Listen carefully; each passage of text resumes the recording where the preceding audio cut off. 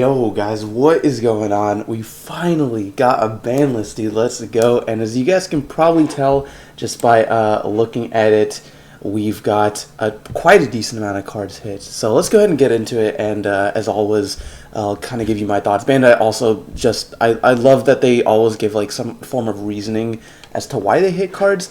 But let's see why there's a bunch of Gabu hits on the list in case you guys might be wondering. So restricted cards, decks that can only include one copy like per deck. So we have starter deck 6 Gabumon. This might seem like a really weird hit because this card really hasn't done anything as far as like current metagame.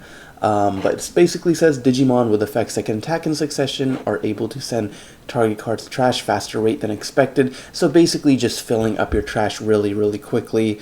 And this is basically talking about this card is really broken for that reason, and then in addition to the above, this card's level 3, can evolve into Gabumon X antibody for 0 cost, and then the timing of its narrative effect makes it really flexible.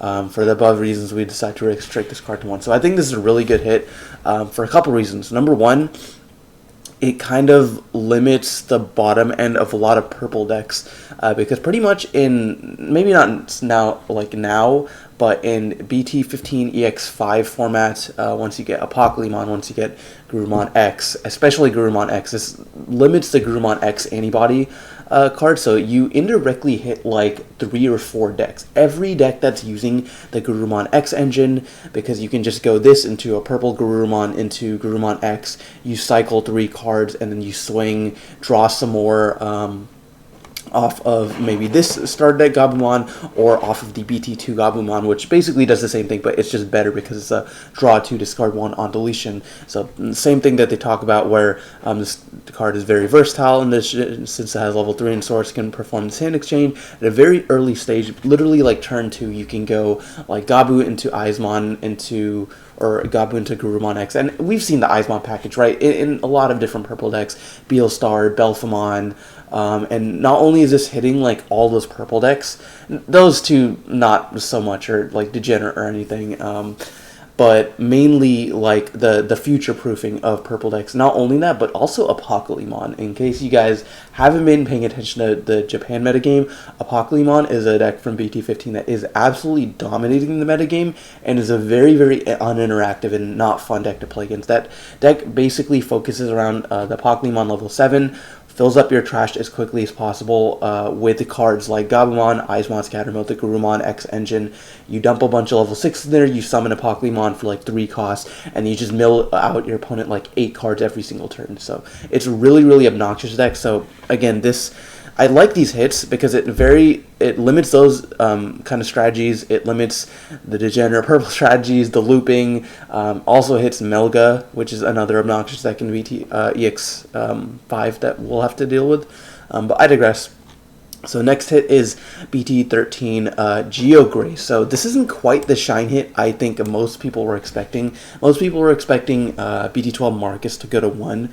And in some ways I like this, in some ways I don't. Number one, I don't think it does enough to hit Shine. Shine, like, as much as I like that deck, it's a very obnoxious deck, dude. Like, there's no reason you should be able to swing with like 3 things in a turn and then like neg your opponent's board while free evolving your Digimon. Marcus, I think, was the core problem. Now, don't get me wrong, I don't think this is a bad hit per se at all, because it also future proofs the card. And we've seen in a strategy like Yellow Vaccine where you were just playing for Geogreymon just because it free plays any yellow tamer. You can free play out your BT1 TKs or your BT14 TKs or your Karis, or even something like a Mirai if you're playing Mastamon or something. Shout out to all the Mastamon copers. But anyway, so Geogreymon I think is a good hit just for future proofing. So it says, when using Shine Greymon decks, Marcus Damon becomes central to play, and this card was intended to be a card similar to BT12 Geogreymon that plays Tamers, except BT12 Geogreymon plays out only specifically a Marcus from your hand, and only if you already don't control a Marcus. We know a lot of level 4s like that. There's a Gamamon like that, there's a Growlmon like that, there's a Galgamon like that. Literally every main pro tag has like a similar card like that. But I don't understand what they're thinking because they printed this card that it's literally just a free play any yellow tamer from security.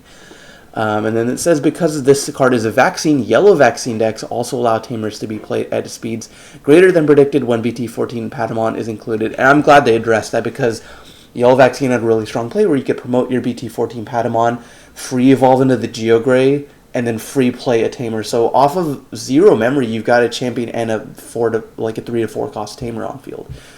So I definitely think this is a good hit. So BT12, BT13 Geogreymon is definitely a strong hit, and then EX4 Mach Galgamon. This is kind of weird to me. Like, Mirage is for sure a deck that I think deserves a hit. Kind of, like, I think just based on the fact that it's annoying to play against, but not really. I don't think it's really been having crazy results in English. Like, someone correct me if I'm wrong. It's been doing really well in Ulti-Cup format, just because it's monocolored. It's a really strong blue deck. But I don't think it's been doing anything particularly crazy on, like, the regional scene. Like, if I remember, the last regional scene was mostly Hunters, Shine Greymon, a couple Royal Knights. That was the event that All Force won, and, you know, Bloomlord, a bunch of the rogue stuff, but I don't think Mirage has really been doing too much. That being said, this is just it reminds me of the Savior Huck situation, right? It's a generic bounce and a generic unsuspend, so even more so better than Savior Huck in that sense. But also, Mirage, like, doesn't need this card. I don't think. They were just playing the Sec Attack +1 Aero Vidramon. So, like, yeah, this card is really good. It's an unsuspend. It's definitely the best Mach Galgamon. And I can see them, like, not wanting to hit Burst Mode, or if they hit, like, the BT11 Mirage Galgamon, the deck would just be dead. So you can't do that. But it's a fine hit. Don't, like, agree with it. Don't disagree with it.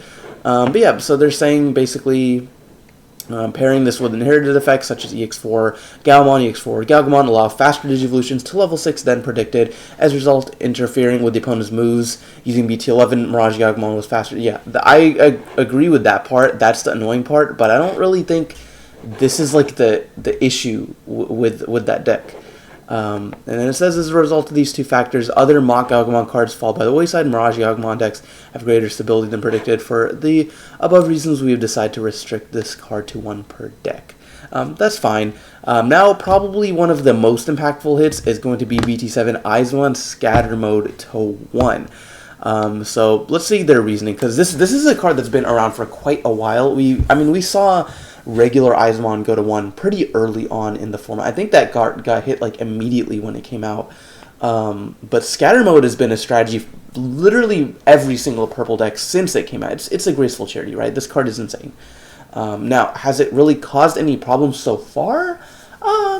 Maybe here and there, just with, like, looping strategies, but I don't think it's really done anything so far. I think, again, this is more future-proofing with stuff like Apocalymon, with stuff like Anubis and Fenrir and some other degenerate purple decks. I think this definitely does something. Now, it doesn't do enough, I will say, to those specific, like, to Anubis and Fenrir. I think both of those decks are still chilling.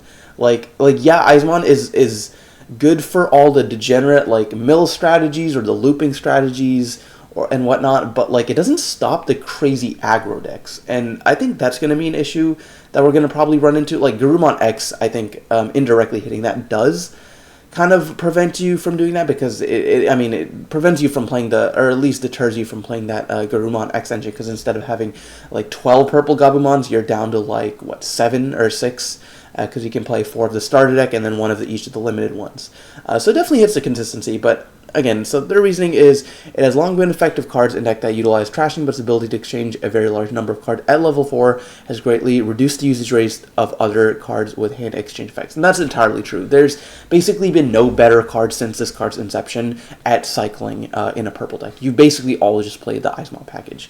In addition to this pack is so powerful that the deck designs that utilize the trash must be based on this card, Apocalymon. For the above reasons, we've decided to restrict this card to 1 per deck. I think that's a fair hit. Next hit is going to be, or rather, that's it for the hits, but cards to be ban lifted, which is actually insane. I was just talking about this with some of my friends, and they're like, oh, like, what do you think about, like, cards coming off? I was like, dude, I don't see it happening. Like, Bandai is usually really cautious, sometimes overly cautious when it comes to their list, but I think generally everything on the list is fine. There was, funny enough, I literally said Savior Huck could come back to 4, and, like, it wouldn't do anything, and I still think that's true. Like, that's a great unhit.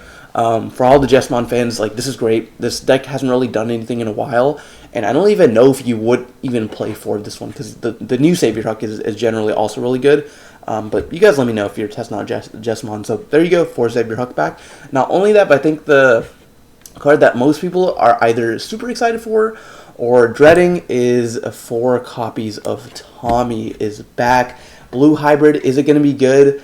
Only time will tell. I think it's definitely going to be playable. So we'll see. I'm thinking like Tommy maybe might do some things in Blue Flare as well. Might give Blue Flare a boost, which is a little bit annoying because I really don't like playing against Blue Flare. But that's neither here or there. So other reasons are saying in the past game environments when this card was widely used, its effect in BT6 Jesmons. Dude, that's a throwback. BT6 Jesmon, yeah. Effect that played a Systemon were very powerful, and when the unsuspending effects on this card were paired with the piercing, security stacks could be rapidly wore down. And that's true. Like usually the play was to you just have Savior Huck, Jesmon, like a tie on field, you swing 2 checks, swing 2 checks. That was one of the first decks that could really just like take out your entire security in one go. It was really, really scary. And then, you know, defensive strategies such as blocker. However, we determined that the decks can counter these strategies of increase in recent game environments. Therefore, we decide to change this card from restricted to unrestricted, and that's totally fair. There's tons of decks that do the same thing Jesmon does, except better, so it doesn't really matter. Now, let's see the reasoning for Tommy. So, in past game environments when this card was widely used, this card's on-play effect was a factor that allowed decks that use hybrid cards as main cards to immediately attack more easily than predicted, more effectively than decks that require multiple standard Digivolution, creating an imbalance to play, and that's entirely true. BT7 hybrid format was basically just champion ultimate rush. Like, you were able to so efficiently go into your level 4s, 3s were just, you know, immediately played or evolved in the breeding area. There were basically no like evolution decks in that format. Like aside from like Jesmon, like literally every other top deck was a hybrid deck because they were. And I guess Lilith, but that's broken for other reasons because that MDF also. But yeah, so because of that, these decks were just so much more efficient and powerful than others. And then they say even among hybrid decks, effects in blue hybrid decks that prevented attack and blocking were particularly strong, and so led to a heavy burden on other decks. In recent game environments, that have been increasing cards that can counter Digivolution cards removal, like X Antibody, can counter effects that prevent attack and blocking. I mean, I guess like DNA Digivolution is a thing, but there's not really anything that prevents you from getting around stunning. But I kind of see their reasoning. It's not as big of a deal. You have Blue Flare in the format, and it's not like running rampant completely. That being said, you know, Tommy's a little bit different, but we'll see how that works. So therefore, we've decided to change this card from restricted to unrestricted. But guys, yeah, that is going to be the list. I'll probably try to test out some Jesmon or some Blue Hybrid to see how these decks are going to be doing in the current metagame. And let me know what you guys think about all the hits on the ban list. But anyways, guys, that's going to do it for this one. Thanks for watching. We'll see you in the next one.